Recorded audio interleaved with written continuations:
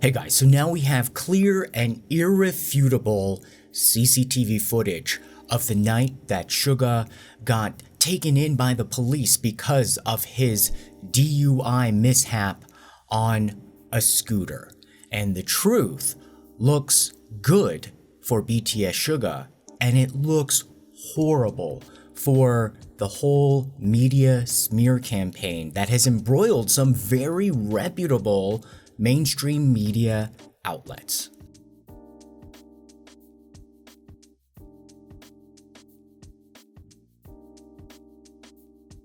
So JTBC is being called out for airing fake CCTV, or to be generous, the wrong CCTV of Suga on his scooter. So originally when the reports came out, we saw this grainy CCTV footage of somebody on a scooter that looked like he was actually on the road. So you know when sometimes the bicyclists are riding along the road in traffic, he was going very slowly, so it looked like he was definitely on a scooter. But then there was this whole question of whether it's like a scooter as in like, well, it's basically just like an electric version of a moped, or is it almost like one of those scooters that your kid would use? And so there was this whole debate. Well, now we have evidence of the actual CCTV footage, and the footage that was used was of somebody else.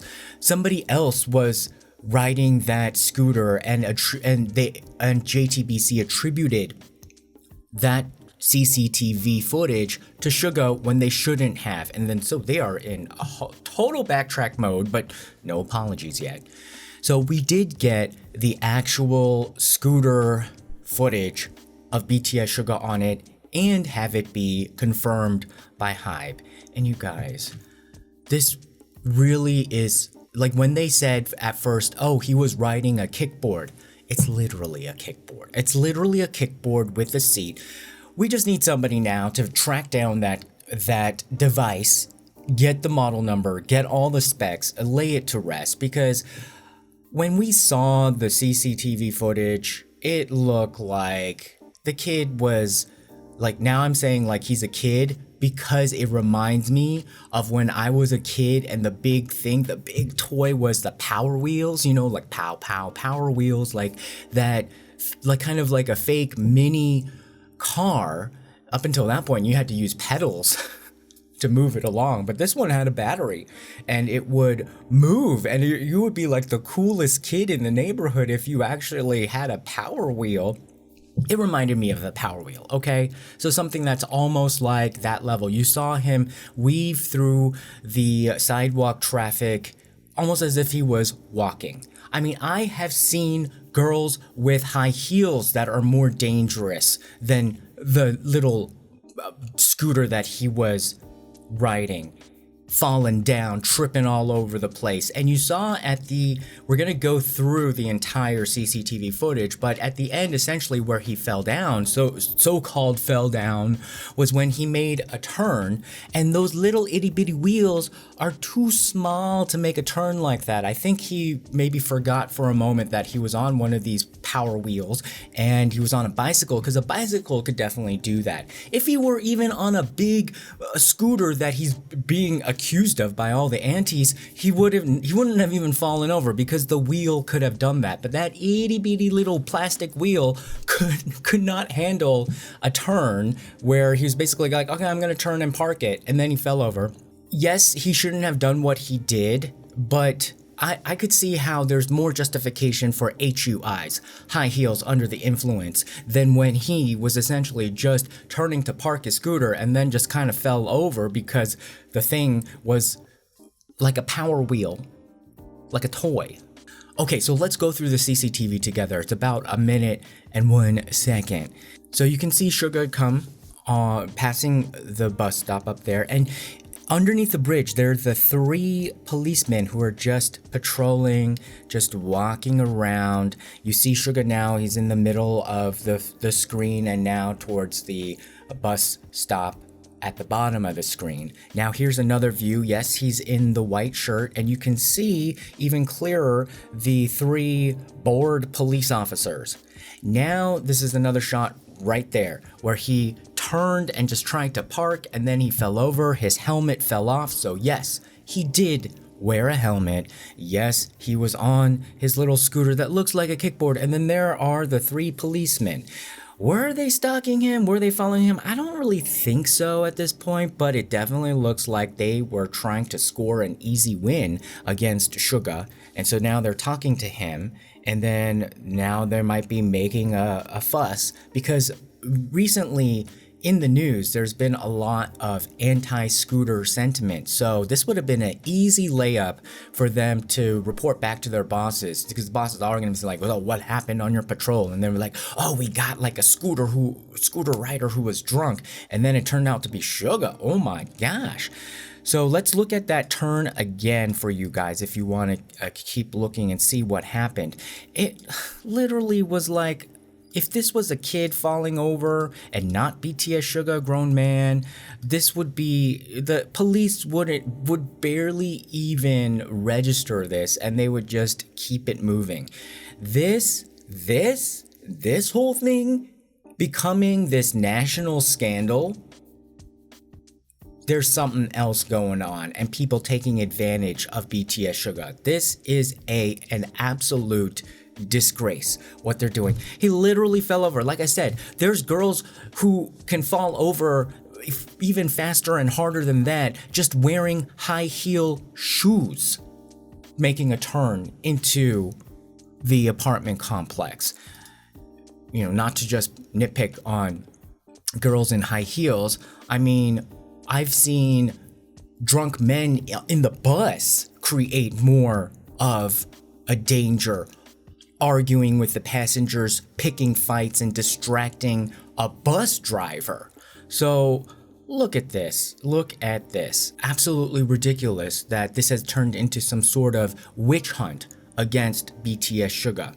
So what I do think though is that because we got the CCTV footage late and we've endured the media manipulation up until this point, BTS Suga apologizing deeply so early on actually, I think, worked against him. Because I think what this case shows, is that they're in a somewhat corrupted society. And, you know, especially you can see this with the whole Minijin situation. In a somewhat corrupted society, apologies have a built-in guilt meter. That what I'm saying is that in this type of environment, the only people who apologize are the ones that are guilty, trying to use it as a tactic to get out of it, not just a heartfelt, actual apology. And so I think when people saw that Suga apologize so quickly, they're like, oh, this must be a big issue. Oh, he must be really, in trouble. He must have been riding a Harley Davidson and he must be lying about it. Then the reason why I think a lot of people love BTS is that they are operating on a different set of world standards that is not as much in such a corrupted environment, that when somebody says they're sorry, they're actually sorry, and they're not trying to use it as the least horrible alternative. And so I think a lot of people read into this, because that's kind of like the way Korean society is right now. Oh, if he apologized, then there must be a lot here to dig, and he's probably very guilty. Whereas that's not the case at all here. And also, I think, we have to just let it out that this is a very unfortunate situation yet again, that there is some kind of strange crab in the bucket mentality when it comes to BTS and Korean society. Like, within Korea, these are your own people. Why are you so cruel to your own people who actually have brought so many benefits to you? And a crab in the bucket mentality, though, is that they're so jealous. And the metaphor, if you're not familiar, is that a crab in a bucket, if they're just in a pail, they can crawl out on their own. But if you put 2 or more crabs in the bucket, nobody can climb out of the pail or the bucket because as soon as one crab is almost out, there's another crab behind them pulling them down. And so even, I've heard from somebody kind of close to Isuman, just kind of as an aside that, in Korea, there's just no way to really truly succeed because there's always going to be somebody trying to tear you down. And that's horrible type of thinking, because then that automatically sets a limit to how much development or how high you can go. And it's a very much of a thinking where that there's only so much of a pie that can go around, instead of if you grow the pie, then everybody can get a little bit more. But if you're in this kind of corrupted society, this is where it starts to go down into the level of thinking of society, and you just can't do anything about it because you don't know which one is going to be the crab that's going to sabotage you. Anyhow, so we've seen some of the crabs here though. We saw JTBC come out and seem like it targeted BTS Suga. We've seen a shameless reporter on some like online entertainment site taunting Suga to go to the police and stand for the photo line, as if that is the solution to solve the national outrage or his guilt. So manipulative. That's actually going to make the thing so much worse and actually give them more fodder to do all of this.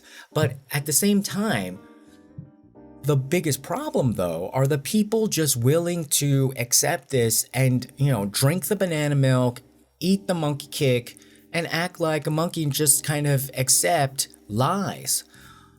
But then again, I don't know, if you've ever been to a zoo, the monkeys seem to really know what's going on. They're really good at observing. So I think we have the wrong metaphor. It's like just being a human. I mean, have you ever heard how complex and well thought out, in a way, somebody's excuses for being ignorant or stupid? There's no other species in the animal kingdom that rationalizes idiocy as well as humans do. So I hope that there, if not Big Hit, HYBE, or even Suga going after JTBC or the police, I hope somebody does, because somebody has to create a line in the sand saying that you guys really crossed something here and this is actually affecting all of society. Once it happens to someone like Suga, it can happen to anybody else. And the unfortunate thing about this situation is that I think you gotta be a little bit dirty to fight dirty, and that is not in the brand identity of BTS. So fine, I think maybe they should not do it. But hey, if somebody else wants to take up the mantle of Mr. Dirty and let them be Mr. Clean, maybe that's what's necessary. Because the way that I saw what happened with the little power wheel falling over and the little plastic getting all up, crunched up in a bunch, and then the police making a big deal out of it. If this were somebody's kid, especially in that neighborhood, in that complex, if there was somebody's, like, even a 30-year-old, like as a kid of a powerful person, those 3 police officers who made that report would be in fear of their jobs right now. They would be intimidated to the hilt. They would rescind any kind of thing that happened and just said that it was literally like a leaf that blew over, that there would be no issue. The fact that there is no countervailing force, and unfortunately in this type of society, you have to meet force with force,